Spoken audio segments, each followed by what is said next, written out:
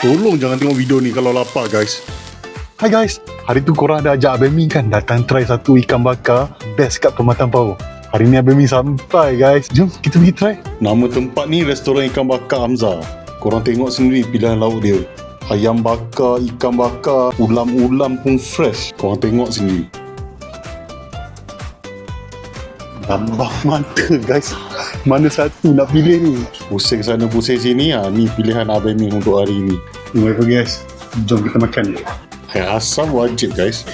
Ikan caru dekat luar crispy tapi dalam lembut.